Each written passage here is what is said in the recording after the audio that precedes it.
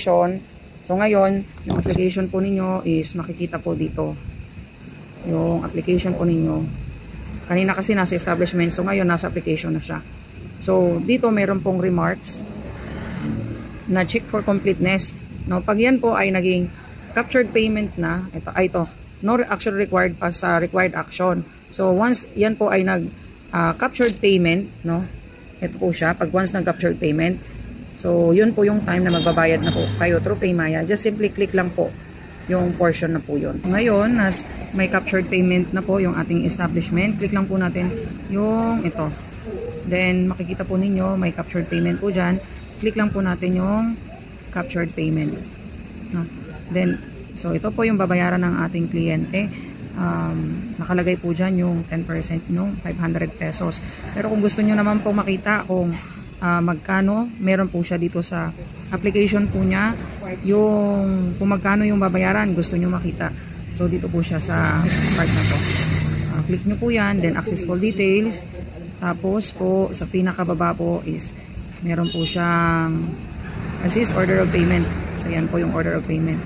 So nakalagay po dito yung amount kung magkano po yung babayaran. So nakasalang total amount of hardwood fees is 500 assessed by pangalan. So now balik po tayo para makapagbayad po yung ating kliyente ng tax.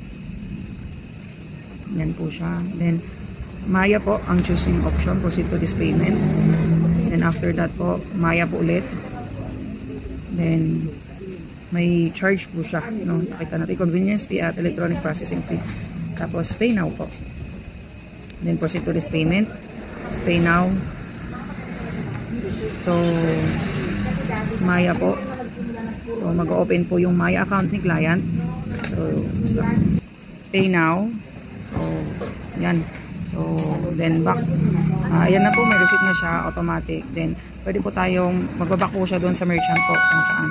So may notification na nagbayad na po si client.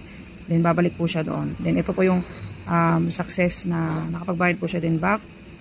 So in order to see kung yung official receipt ni applicant, balik po tayo ulit sa pangalan ng establishment, no? Then access full details. Dito po, ayan na po yung OR ni client. Printable po siya. So i-open po natin. So yan lang, yan po siya, no? Printable po siya. Pag katapos po ng payment, ito po ay subject for inspection. So after inspection, dito po sa part, kung no noted violation naman po yung conduct ng inspector, dito po sa part na to magkakaroon po siya ng certificate sa issuance.